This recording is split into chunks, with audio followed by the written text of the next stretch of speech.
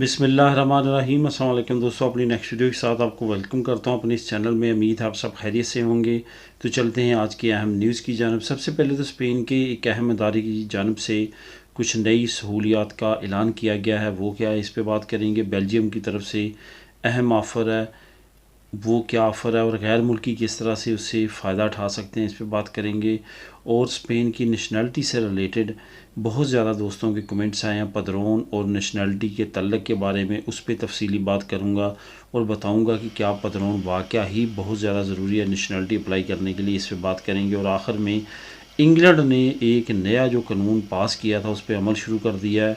वो कानून क्या है और इमिग्रेंट्स के लिए जो इवन वहाँ पे पैदा भी हुए हैं इंग्लैंड में, उनके लिए भी ये कानून किस तरह से परेशान कौन है, इस पे बात करेंगे वीडियो के आखिर में।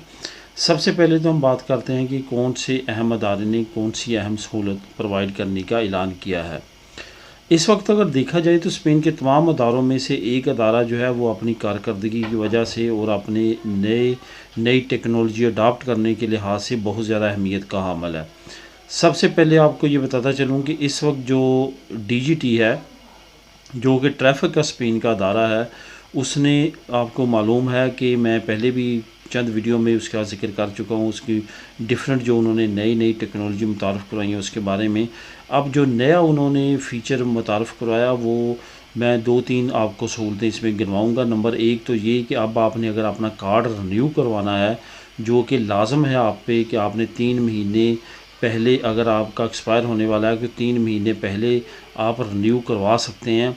इसमें आपको ये बताता चलूँ कि बाद वाला कोई चक्कर नहीं है, आपका एक्सपायर नहीं होना चाहिए, वरना अगर आप एक्सपायर रिन्यू करवाए बगैर आप अगर पकड़े जाते हैं तो कम से कम 200 यूरो जुर्माना आपको पे करना पड़ता है। तो यहाँ पे आपको बताता चलूँ कि सहूलत ये मुतारफ़ करवाई है कि जहाँ पे आपने मेडिकल करवाना है वही आपका रिन्यू कार्ड जो है वो करवा सकते हैं। आपके बिहाफ पे आप उन्हीं को कह सकते हैं कि आपका कार्ड जो है वो रिन्यू करवाएं, तो वो आपका कार्ड रिन्यू हो जाएगा। एक तो ये उन्होंने बहुत अहम सहूलत दी है। अब आपको किसी जगह पे भी डीजीटी का सीधा निकाल के सेपरेटली वहाँ पे जाने की ज़रूरत नहीं है, बल्कि यही मेडिकल वाले जो है आपका कार्ड रिन्यू करवा के आपके घर 1 या 2 हफ्तों के अंदर अंदर पहुंचा सकते हैं।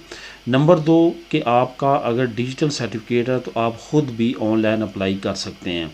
इसमें ये याद रहे कि आपका मेडिकल कार्ड जो सर्टिफिकेट है वो लाजमी तौर पे होना चाहिए। इसके साथ साथ आपकी पिक्चर्स जो है वो डिजिटलाइज होनी चाहिए ताकि आपका वो कार्ड बन सके। यहाँ पे आपको ये भी बताता चलूँ कि जब आप ड्राइवर लाइसेंस बनवा लेते हैं तो 65 साल की उम्र तक आपने हर 10 साल बाद जो है वो रिन्यू करवाना होता है। 65 साल के बाद हर 5 साल बाद रिन्यू करवाना होता है।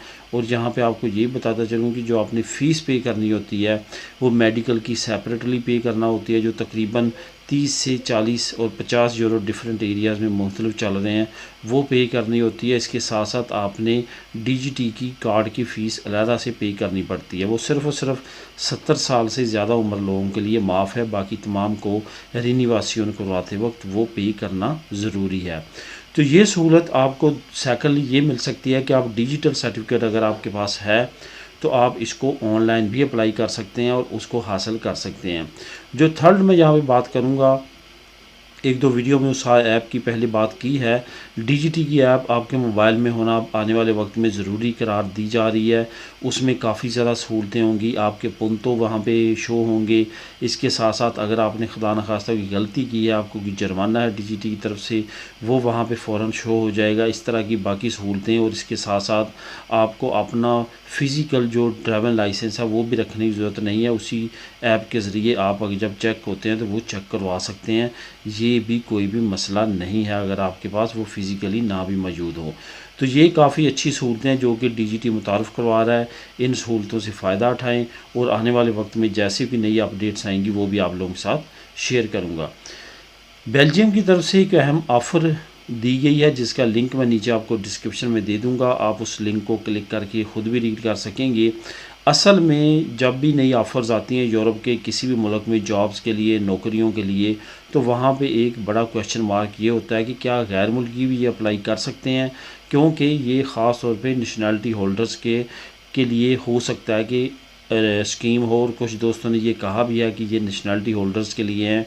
हम गैर मुल्की इसको नहीं अवेल कर सकते। यहाँ पे जिन जिन लोगों के पास नेशनलिटी है वो तो अब जनरली जो इंटर हो चुके हैं यूरोपियन नेशनलिटी में, उनके लिए तो कोई मसला नहीं है। लेकिन ये जो मैं ऑफ़र्स आप लोगों के साथ बेल्जियम की दे रहा हूँ और इसके बारे में आपके साथ न्यूज़ बता रहा हूँ, आपको ब्रेक कर रहा हूँ, इसका मैं आपको ये बताता चलूँ कि ये आपके पास अगर लारगा दुरासियन परमानेंट रेजिडेंसी है, उसको आपने सिर्फ़ और सिर्फ EU में कन्वर्ट करवाना है, तो वो आप जो है वो उस पे बेल्जियम के ये वर्क परमिट के जो है वो फ़ायदा उठा सकते हैं। अच्छी खासी सैलरी है।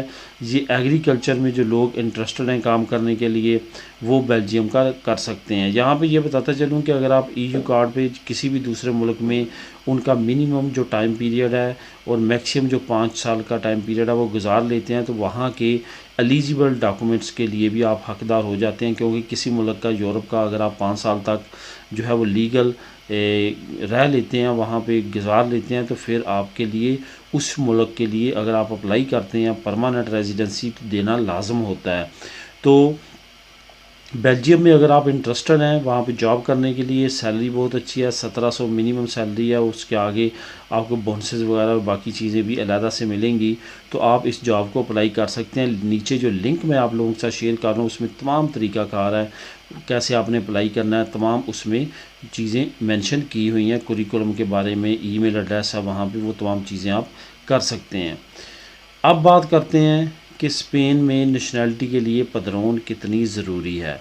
काफ़ी दोस्तों की तरफ से ये मैसेज आया है कि मेरी इतने साल की पदरोन है, इतने साल मुझे लीगल हो चुके हैं, क्या मैं जब नेशनलिटी अप्लाई करता हूँ तो मेरी पदरोन मांगी जाएगी।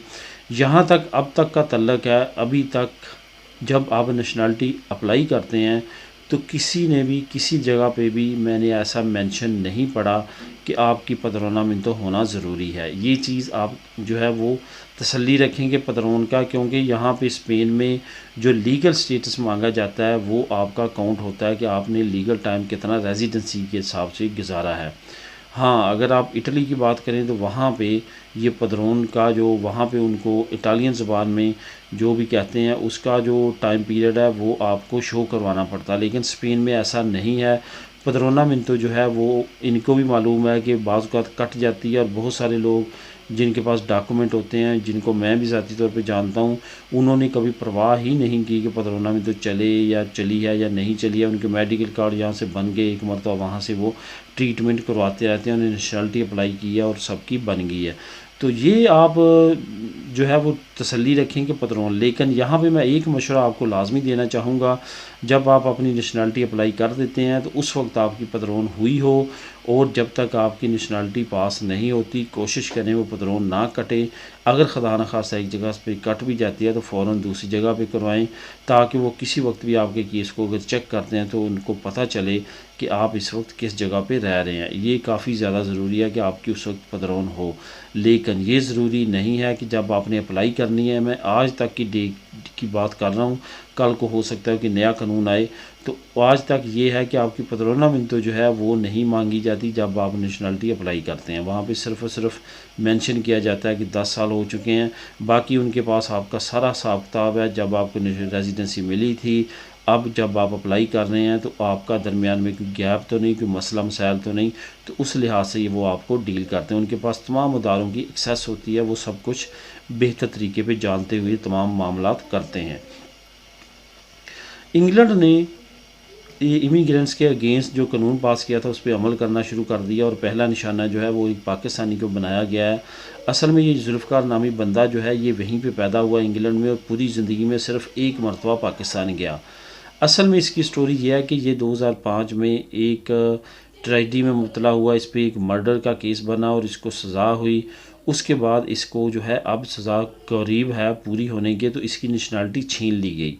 जिन जिन गैर मुल्कियों के पास डबल नेशनलिटी है वो किसी भी क्राइम में वहाँ पे सीरियसली पाई जाते हैं तो उनकी ब्रिटिश नेशनलिटी कैंसिल कर दी जाती है, ख़त्म कर दी जाती है, और उनको उस नेशनलिटी पे भेज दिया जाता है जो उनकी सेकंड नेशनलिटी होती है। तो इस लिहाज से अब उसको पाकिस्तान डिपोर्ट करने जा रहा है, और वो काफ़ी ज़्यादा वावेला मचा रहा है कि वो सिर्फ ज़िंदगी में एक मरतबा वहाँ पे गया है, किस तरह से वहाँ पे रहेगा और किस तरह से वहाँ पे ज़िंदगी गुजारेगा। लेकिन अब उसको वहाँ पे डिपोर्ट करने के लिए जो उसने अपीलें की थी वो भी तमाम रिजेक्ट हो चुकी हैं, और जो हाई ट्रिब्यूनल अपील है वो भी रिजेक्ट कर दी गई है। अब उसको डिपोर्ट किया जाएगा। और इस कानून के इम्प्लीमेंट होने से ये साबित होता है कि इंग्लैंड आने वाले वक्त में इमिग्रेंट्स के लिए बहुत ज़्यादा टफ और स्ट्रिक्ट होने जा रहा है।